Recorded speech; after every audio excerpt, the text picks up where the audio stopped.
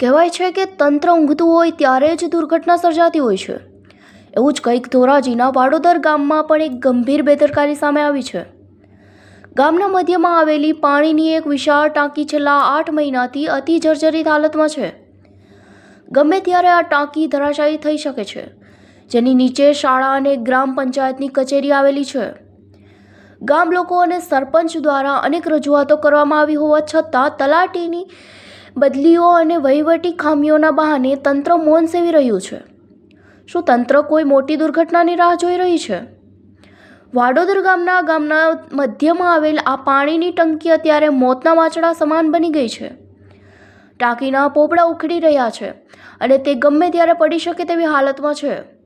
આ ટાંકીની બિલકુલ બાજુમાં સરકારી પ્રાથમિક શાળા, આંગણવાડીઓ અને ગ્રામ પંચાયતની કચેરી આવેલી છે. દરરોજ હજારો નિર્દોષ બાળકો અને ગ્રામજનો આ ટાંકી નીચેથી પસાર થાય છે, જેનાથી એક મોટા અકસ્માતનો ડર સતત તોળાઈ રહે છે. વાડોદર ગામના સરપંચ નસીબભાઈ ધાનાભાઈ પરમારે જણાવ્યું, અમે પાણી પુરવઠા વિભાગમાં ઘણીવાર રજૂઆત કરી છે, પણ અપસેટ વેલ્યુ વધુ હોવાથી કોઈ ટાંકી તોડવા આવતું નથી. ગામ સભામાં પણ અમે ટાંકી તોડવાનો ઠરાવ કર્યો છે. છેલ્લા 8 મહિનાથી આ ટાંકી સાવ જર્જરિત છે. હાલ તલાટીઓની વારંવાર બદલી થતી હોવાથી કામગીરીમાં વિલંબ થઈ રહ્યો છે. જો આ ટાંકી પડે તો જવાબદારી ગ્રામ પંચાયતની જ આવશે તેમ પણ જણાવ્યું છે, પણ તંત્ર સહકાર નથી આપી રહ્યું. ગામના વડીલો અને સ્થાનિકોમાં પણ આ મામલે ભારે રોષ જોવા મળી રહ્યો છે. લોકોનું કહેવું છે કે અધિકારીઓ આવે છે, જોઈને ચાલ્યા જાય છે, પણ નક્કર કાર્યવાહી કોઈ કરતું નથી. સ્થાનિક ગ્રામજન મનસુખભાઈએ જણાવ્યું છે કે ટાંકી સાવ જર્જરિત છે, બાજુમાં પંચાયત અને શાળા છે, રજૂઆતો ઘણી કરી છે, પણ કોઈ જવાબ દેતું નથી. અહીં મહિલાઓ કપડાં ધોતી હોય છે અને બાળકો રમતા હોય છે. આ ટાંકીને તાત્કાલિક ઉતારી લેવામાં આવે તેવી અમારી માંગ છે. અમે લેખિતમાં 10 વાર આપી દીધું છે કે ટાંકી ગમે ત્યારે પડી શકે છે, આમાં જોખમ પૂરેપૂરું છે, પણ તંત્ર માત્ર નિરીક્ષણ કરીને જતું રહે છે. હવે સવાલ એ ઊભો થાય છે કે શું વાડોદરના માસૂમ બાળકો અને નિર્દોષ ગ્રામજનોનો જીવ જોખમમાં મૂકીને તંત્ર હજુ પણ કાગળ પર જ ફાઇલો દોડાવશે? શું કોઈ ગંભીર હોનારત બાદ જ તંત્ર જાગશે? પત્રકાર રાજુભાઈ બગડાની સાથે નરેશ પટણી, DG ન્યૂઝ, ધોરાજી. મારું નામ નસીબભાઈ ધનાભાઈ પરમાર, હાલ વાડોદર ગામનો સરપંચ. સરપંચ જે અત્યારે જે જર્જરિત હાલતમાં જે ટાંકી છે પાણીની, એમાંથી પાણીનું સપ્લાય કરવામાં આવે છે, આજુબાજુ આંગણવાડી, સરપંચની અહીંયા અમારી ઓફિસ છે, બાળકોની જે સ્કૂલ છે, કપડાં મહિલાઓ ધોતી હોય છે, કેવી તકલીફ પડશે જોખમ કેવો? અમે હાલ પાણી પુરવઠાના જે હોય વિભાગ, એમાં અમે અરજી કરી હતી. એ લોકો આવી અને અપસેટ વેલ્યુ એટલી વધારે છે એ કારણે કોઈ આ ટાંકી પાડવા આવ્યું નહીં. પછી હાલ અમે હમણાં ગ્રામસભા ગઈ ગ્રામસભા, એમાં એવો ઠરાવ કર્યો છે કે ગ્રામસભાના લેવલથી આ ટાંકી તોડી પાડવામાં આવે. એમને તમને કેટલો સમય થયો આ જર્જરિત છે ને? આ તો જર્જરિત છે ને વધારે ટાઈમ થઈ ગયો, 7-8 મહિના થઈ ગયા. જર્જરિત છે ને 7-8 મહિના થયા છે? હા. એના પહેલા જર્જરિત નહોતી? જર્જરિત જેવી તેવી હતી, એમાં પોપડા પડ્યા રાખે છે, પોપડા પડ્યા રાખે છે, એમ એવું જર્જરિત નથી. અત્યારે તો હાલત સાવ ખરાબ છે. અત્યારે ગ્રામસભામાં લઈ લીધી છે અમે ટાંકી પાડવાનું કામ.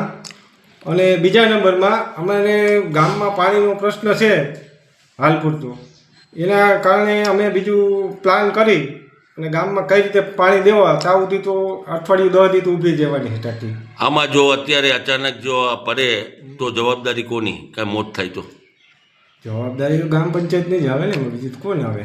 તો કેમ કામગીરી કરવામાં કેમ ઢીલ લાગે એમાં?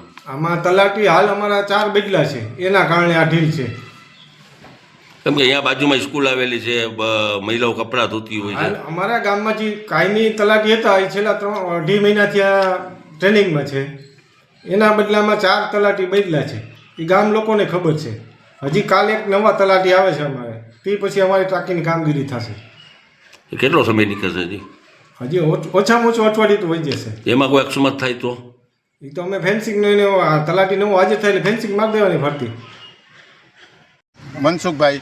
મનસુખભાઈ, કયું ગામના પાણી જે ટાંકી છે કેવી જર્જરિત છે? આ ગામ વાડોદર છે, ઘણા ટાઈમથી આ ટાંકી જર્જરિત છે. અહીંયા પડખામાં ગ્રામ પંચાયત છે, કપડાં ધોવે છે, તો આમાં કોઈ કેટલા ફેરે આવી ગયા તો કોઈ આમાં કાંઈ કરતા નથી. તો આમાં શું કરવું? રજૂઆત કરી તમે? હા, ઘણા ફેરે રજૂઆત થઈ આમાં. આ કેવું જોખમ કેવું? આ જોખમ બહુ છે અહીંયા. જોવો ને આવીને જોવે તોય ખબર પડે કે આજુબાજુમાં સ્કૂલ રેસિડેન્ટ આજુબાજુમાં રેસિડન્ટ છે, સ્કૂલ છે, પ્રાથમિક શાળા, ગ્રામ પંચાયત છે, સરકારી દવાખાનું પણ છે. આમાં અત્યારે પાણી ચાલુ છે? હા, અત્યારે પાણી ચાલુ છે. ગામમાં વ્યવસ્થા બીજી છે નહીં તો શું કરે? આ ગામમાં પાણી તો આપવું જ પડે. શું કરો? રજૂઆત કરો, શું જવાબ મળે? તો એ કોઈ જવાબ જ નથી દેતા. અહીંથી આ જોઈને વયા જાય છે. આવે જોઈને જોઈને વયા જાય બધા. સ્કૂલના બાળકો નીકળતા હોય. હા, આજ પાડવી કાલ પાડવી એમ બધા જવાબ દઈને વયા જાય છે. તો કોઈ આમાં કઈ જવાબ દેતા નથી. શું માંગ શું છે તમારી? અમારી માંગ છે કે આને ગમે એમ કહીને એને ઉતારી એમ. નકર અહીંયા આ નુકસાન થાય એવું છે. રેસિડન્ટ છે તો શું કરવું? ભાઈ બચ્ચુભાઈ ખૂન કયું ગામ? વાડોદરા. શું છે આ ટાંકીનું? ટાંકી પડે એમ જ છે અને જર્જરિત છે. હાવ પાણી ગ્રામ પંચાયત કામ નથી કરવામાં આવતું? ગ્રામ પંચાયતના 10 વાર તો લખી જ દીધું છે. લેખિતમાં 10 વાર દીધું બધાએ.